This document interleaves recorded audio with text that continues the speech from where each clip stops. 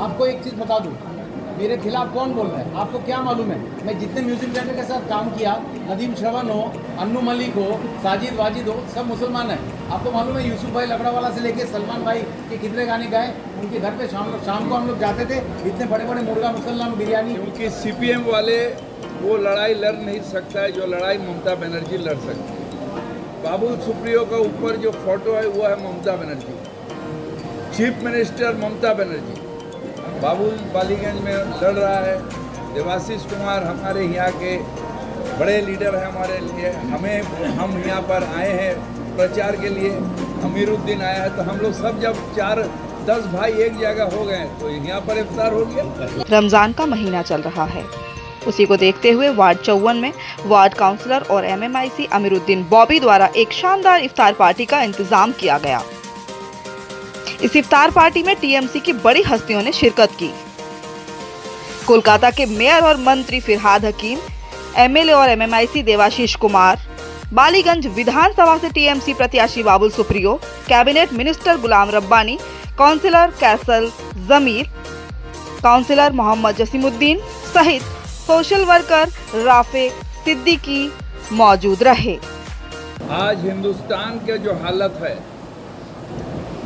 कहीं पर हलाल लेके, कहीं पर हिजाब लेके, कहीं पर ये लेके, वहाँ पर बंगाल में वो हालत अगर करना चाहते हैं तो ज़रूर ममता दी को आप जो है कमज़ोर कर दीजिए। क्योंकि सीपीएम वाले वो लड़ाई लड़ नहीं सकता है जो लड़ाई ममता बनर्जी लड़ सकती है।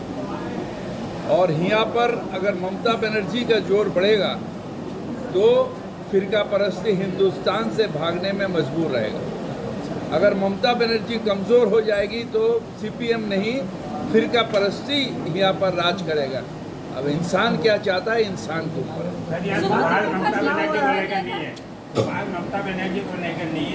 सवाल बाबुल सुप्रियो का नहीं है। क्योंकि बाबुल सुप्रियो का ऊपर जो फोटो है वो है ममता बनर्जी, चीफ मिनिस्टर ममता बनर्जी। अगर हिंदुस्तान में हमें लड़ना है बीजेपी के खिलाफ तो ममता बनर्जी लड़ेगी, बाबुल सुप्रियो नहीं लड़ेगा। तो ममता बनर्जी बंगाल में अगर उनके जोर नहीं रहेगा, उनके हौसला बुलंद नहीं होगा, तो हम कैसे फिरका परस्ती के खिलाफ लड़ेंगे? मगर सर ऑपोजिशन का ये कहना सर एक सीट है। एक सेकंड, मैं इनका एक जवाब देना चाहता हूँ। हाँ जी सर, ऑपोजिशन कह रहा है कि ये एक सीट है। अब एक सीट में बीजेपी है चाहे सीपीएम है, कोई एक सीट के मतलब नहीं है। हिंदुस्तान में ममता बनर्जी बंगाल में कमज़ोर पड़ गई, ये हिंदुस्तान में फिरका परस्ती को और भी ज़्यादा हवा देगा। जब अपने बंगाल में ममता बनर्जी कमज़ोर पड़ गई, बाबुल सुप्रियो हो या फिरहाद हकीम हो या देवाशीष कुमार हो, ये एक नुमाइंदा है। मगर असल लड़ाई है ममता बनर्जी का हाथ को मजबूत करना, और इंशाअल्लाह ताला यही मजबूती से ममता बनर्जी धक्का मारेगी वो फिरका परस्त फोर्स। अमीरुद्दीन बॉबी साहब का हर प्रोग्राम जो होता है वो प्लानिंग के तहत होता है, मगर आज अचानक से ये इफ्तार पार्टी का हमें ये जो आपका इफ्तार के जो माहौल है, ये हम जहाँ इच्छा बैठ सकते हैं, जहाँ इच्छा खा सकते हैं। इफ्तार में किसी का इज्जत का बात नहीं, माने किसी का इजाज़त की बात नहीं होती है और ना प्लानिंग की बात होती है। हम हर इफ्तार में 10 आदमी बैठ के एक साथ खाते हैं, आज भी वही किए हैं। सर अभी के नौजवान मकसद ये है जो अल्लाह के नाम में रोज़ा तोड़ना और अल्लाह के सामने शुक्रिया अदा करना, यही मकसद। क्योंकि बालीगंज में हम लोग सब इलेक्शन के दौड़ में अपने अपने जगह से बालीगंज में आए हैं। बाबुल बालीगंज में लड़ रहा है। देवाशीष कुमार हमारे यहाँ के बड़े लीडर हैं हमारे लिए। हम यहाँ पर आए हैं प्रचार के लिए। अमीरुद्दीन आया है, तो हम लोग सब जब 4-10 भाई एक जगह हो गए तो यहाँ पर इफ्तार हो गया। लेट सुब्रतो मुखर्जी के जब इलेक्शन किए थे तो उनके लिए बीजेपी सबसे ज़्यादा मायने रखती थी। अभी टीएमसी नहीं है, हम लड़ते हैं, डरते नहीं हैं, मगर हम चाहते हैं जो हमारे जो फिरका परस्ती के खिलाफ वोट वो यूपी के तरह डिवाइड ना हो जाए। वो मैं बताऊं आपको, मैं दूसरों की झूठ के साथ अपनी सच्चाई को से लेके क्यों लड़ूं? एक चीज़ याद रखिए, एक कहावत है कि झूठ सच घटे या बढ़े ना तो सच ना रहे। झूठ की कोई इम्तिहान ही नहीं है। मैं उनके झूठ के साथ मैं अपनी सच्चाई को लेके क्यों लड़ूं? आपको मालूम है वो किस्सा क्या हुआ था? हमको गुस्सा आता है कि मुझे इसकी सफाई देनी पड़ रही है। बॉलीवुडी जो मजाक जो शो अवार्ड शो होता है उसमें आपने देखा है लोगों का मजाक उड़ाया जाता है, किस तरीके से अलग अलग चीज़ होता है। अभी ऑस्कर में भी क्या हुआ आपने देखा है। हमको उस घटना से एक चीज़ सीख मिली, लेकिन वो बाद में मैं कहूँगा। आपको मालूम है क्या हुआ था? हमने इतने सारे आसनसोल में अगर मैं ये सब किया होता ना, धर्म का इधर किया होता, तो दूसरी बार हमको 2 लाख वोट से वहाँ पे हम जीत नहीं सकते थे। और इमाम साहब को बिना कुछ बोले हुए भी मेरे बारे में इतनी तारीफ आपको नहीं मिलती। वो किस्सा क्या हुआ था आपको मालूम है?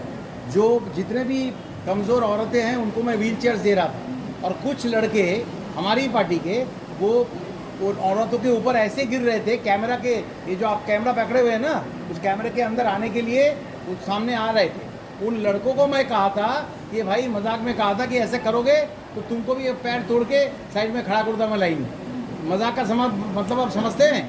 अब जिसको सियासी करना है वो करे। उसके बिल्कुल एडजेसेंट जो था वो मेयर के ऑफिस से जितेंद्र तिवारी, उसने उतना पोर्शन को काट के वो दिखाया था। मैंने जो किया था, मैं उन औरतों के लिए उनकी जो है उनकी रक्षा की थी, नहीं तो सारा का सारा व्हील चेयर जो है ऐसा हो जाता, उसके ऊपर जो कौंसलर लोग बैठे हुए थे सब गिर जाते ज़मीन पे। तो उनके झूठ के साथ उनके सुनिए, अरे भाई FIR हुआ तो क्या हुआ, करे, जिनको FIR करना है करने दीजिए। जैसे अभी दादा ने कहा है कि बिना उसका इलेक्शन बिना परमिशन लिए हुए आप ये करेंगे, आप रोड शो करेंगे तो बिल्कुल आपके खिलाफ FIR होगा।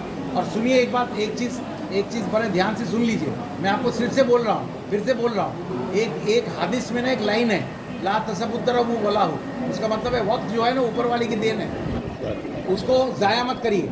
आप पहले दिन से यही सवाल मुझे करते आ रहे हैं, और मैं उनके झूठ के साथ, मेरे सच्चाई के साथ नहीं लड़ूंगा।